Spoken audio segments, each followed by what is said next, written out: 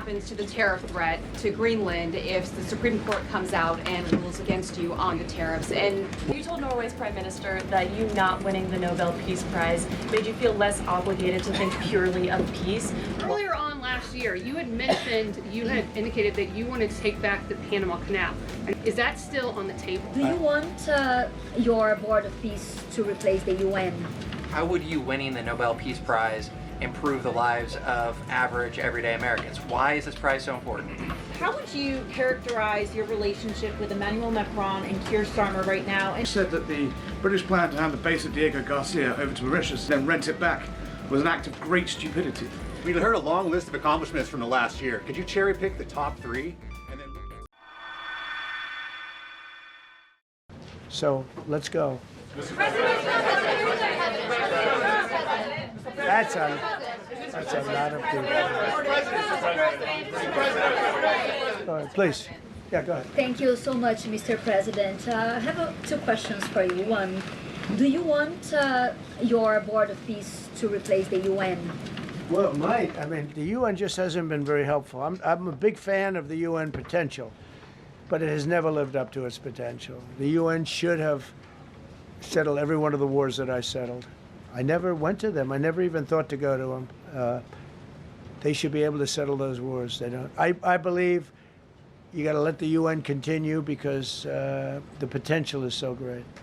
And I wonder you invited Lula from Brazil to be part of the Board of Peace. I did. What role do you expect him to play, especially a big role. I like Venezuela? Yeah, and another one, because the Are you from Brazil? Yes. The EU and Mercosur just signed a trade agreement this weekend, which is going to be the biggest trade zone, free zone in the world. Right. At the moment, you are talking a lot about tariffs. What is your reaction to that? So, two questions, Lula. Well, look, I just think this. I think we have trade like we've never had before. We're doing better in trade than we ever have before. We're not being ripped off by every country in the world like we were before. We're doing numbers that nobody's ever thought possible. We're the richest we ever were. It's because of tariffs and the proper use of tariffs. And we're also the most secure.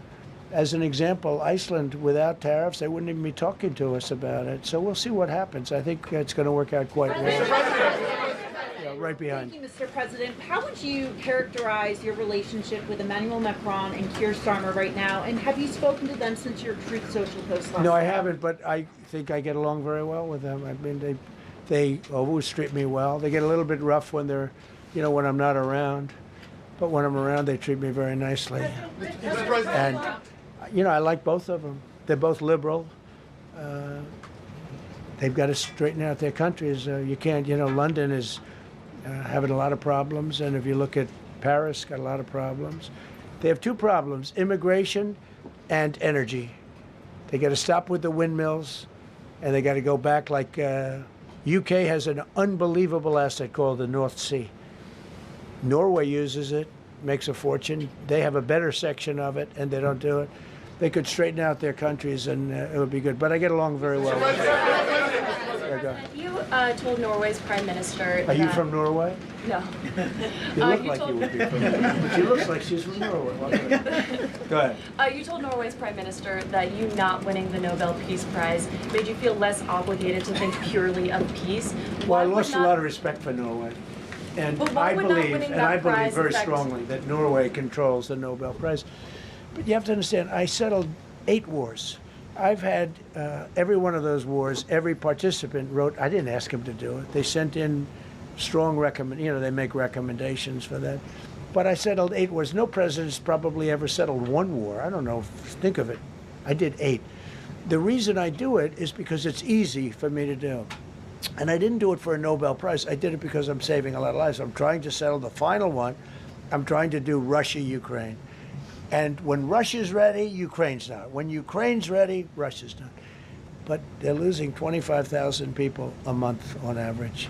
And I'm trying to get that one done. But no, I feel that Norway has tremendous control over who gets the Nobel Prize, despite what they say.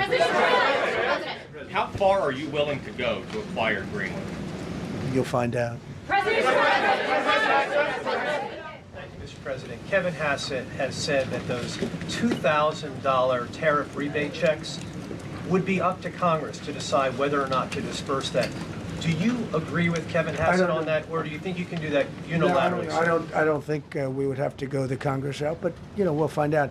The reason we're even talking about it is that we have so much money coming in from tariffs that we'll be able to issue at least a $2,000 dividend and also pay down debt for the country. But we'd do a $2,000 dividend to the people of our country. We would probably set a limit of, income limit where it made sense. But we will be able to make a very substantial dividend to the people of our country. I believe we can do that without Congress. Last night on Truth Social, you said that the British plan to hand the base of Diego Garcia over to Mauritius and then rent it back was an act of great stupidity. Previously, you've backed that deal. Is it now your position that the deal should not go ahead? I think that they, when they originally were going to do it, they were talking about doing some concept of ownership. But now they're looking to essentially just do a lease and sell it. And I'm against that. It's a reasonably nothing like Greenland, but it's a reasonably important area of the globe. Not to anywhere near Greenland, but I think they should keep it. I don't know why they're doing it. Do they need money? Mr. President, with your support to the Syrian government, most probably you avoided another civil war and a bloodshed in Syria, especially after the fall of the regime. I did a good job. And, the Syrian government, the last 2 weeks, had to use some force to implement its force on specific areas. And well, with to keep the prisoners, the terrorist prisoners, which are some of the worst in the world, at bay, so they were able to keep that.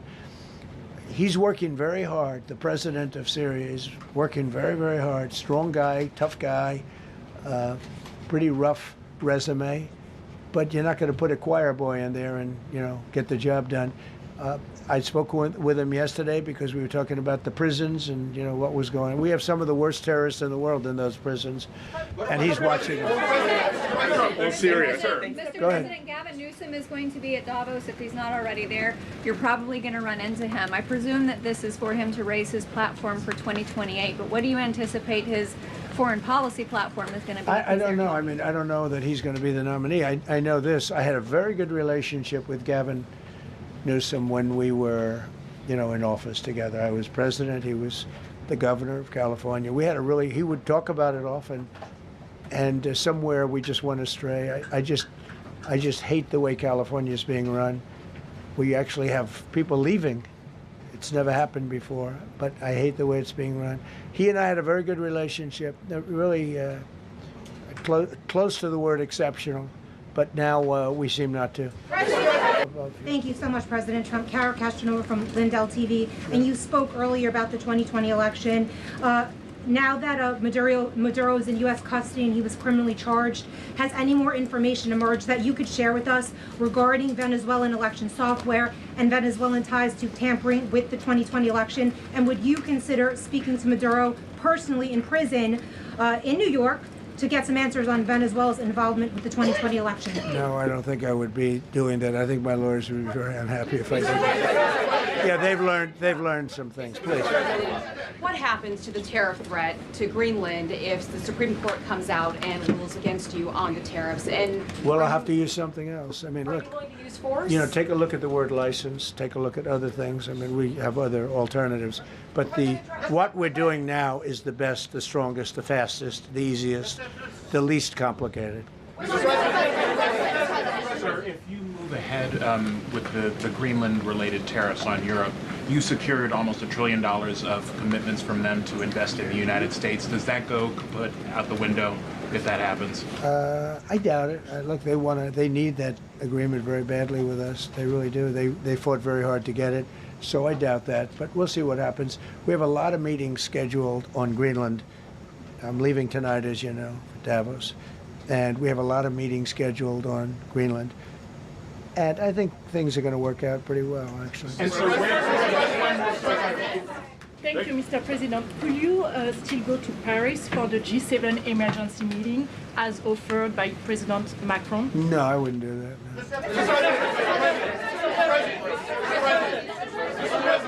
Because, you know, Emmanuel's not going to be there very long. And, you know, there's no longevity there. He's a friend of mine. He's a nice guy. I like Macron. But he's not going to be there very much longer, as you know. And I think, you know, I have meetings with the people that are directly involved, not some of the people you're talking about. Thank you so much. Thank you so much, Mr. President. Happy You know, I've New Year. never seen this room like this. Is this a celebration of the first year? Yes. Have you ever seen it? I've never seen this many. I hope we have a very good. I hope we have a very good structural floor. You know, this used to be a swimming pool. You're sitting over a swimming pool. I could see that happen. But we need a good structure here, don't we? Huh? Go ahead. Go. Yes. President, Yes. I want to ask you about Iran. Is the military option still on the table? And can you assure us that the killing in Iran has stopped? And when regard to the Peace Council, which members have to pay $1 billion? So with Iran, are you from Iran? No, I cover the White House. Where are you from? I'm Palestinian American. So with Iran, they were going to hang 837 people, and I let them be known that, and we let them know that if that happens, that will be a very bad day for them. And they decided not to do it. They didn't hang the people. I can't tell you what's going to happen in the future, but supposedly they've taken that off the table. But they were going to, last week, they were going to hang on Thursday or Wednesday. They were going to hang, I think, 837 people, and they didn't hang anybody. So we're just going to have to see what happens with Iran. Is the military option off the table? Go ahead, right here. Thank you, Mr. President. You promised during your second inaugural to always put America first. I'm curious, how would you winning the Nobel Peace Prize improve the lives of average, everyday Americans? Why is this prize so important? It wouldn't improve the lives of any. What improved the lives of people are people that are living. I saved probably tens of millions of lives in the wars. You know, if you add up the numbers, just if you look at any one of those wars, you're talking about millions of people. You multiply it times 8. But when you look at India and Pakistan, that could have been 10, 15, 20 million people. Could have been more than that. So I saved millions of people. So that, to me, is the big thing. Mr. President of Venezuela, you made a condition. Where are you from? I'm from Spain. Nice place. Thank you. You made a condition that the political prisoners should be freed. It seems that they are not being as fast as they promised in the beginning. Would that be an issue for the current government? They've agreed that they're going to let, I guess, most of them out. Or depends on what they did. But they have released a lot of. Released a lot of political prisoners in Venezuela. Mr. President, earlier on last year, you had indicated that you wanted to take back the Panama Canal. I know we've heard a lot about Greenland. Is that still on the table? I don't want to tell you that. Sort of. I must say, sort of. That's sort of it. If a consequence of your determination to take control of Greenland is the ultimate breakup of the NATO alliance, is that a price you're willing to pay? You mean the breakup of it's very interesting. NATO alliance. So I think something's going to happen that's going to be very good for everybody.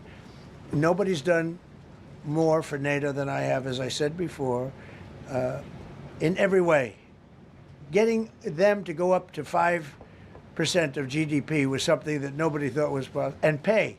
At 2%, they weren't paying. At 5%, they are paying. And they're buying a lot of things from us, and they're giving them, I guess, to Ukraine. That's up to them, but they're giving them to whoever they're giving them to, but they're buying a lot. I think that we will work something out where NATO is going to be very happy and where we're going to be very happy. But we need it for security purposes. We need it for national security and even world security. It's very important. How about it? You said you're confident something's going to get worked out in Greenland, but Greenlanders have made it clear they don't want to be part of the U.S. Well, what gives the U.S. the right to take away that self-determination? When I speak to them, I'm sure they'll be thrilled. Mr. President, are you committed to keeping the U.S. in NATO?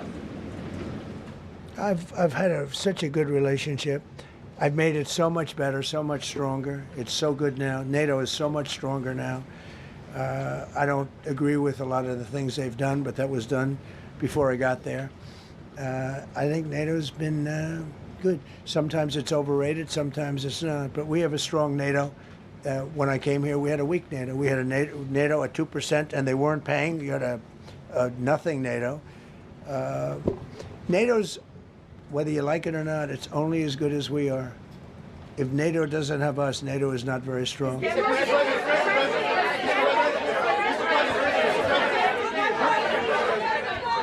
Thank you. Yes, no, behind you, please. Thank you, President Trump. Yes, go ahead. Greatly appreciate it, sir. We heard a long list of accomplishments from the last year. Could you cherry pick the top 3? And then looking forward, what are your 3 most important priorities in 2026? So I think the building of a really powerful military has been a great achievement, and that would include the Venezuela thing, that would include the attack on Iran and the wiping out of the nuclear threat. I think that's been really amazing what we've done militarily. I think what we've done in business has been incredible. We have $18 trillion coming in. Plants are being built all over. Thousands of plants are being built all over the country. 18 trillion is a record. No country has ever come anywhere even close to that. I think that's a record. And I think that most favored nations for drugs is something that nobody thought they'd be able to get. Tariffs helped me there because the nations would have never gone along with it if I wasn't able to say, if you don't go along with it, we're going to put a 10 or 15 or 20% tariff on your nation. And they went along. And our drug prices are going to come down at numbers never even seen before, never even thought possible before. So those would be 3 things. Thank you. Thank you all very much. Thank you very much. How much did you pay for Greenland, sir? How was the game? Go Indiana.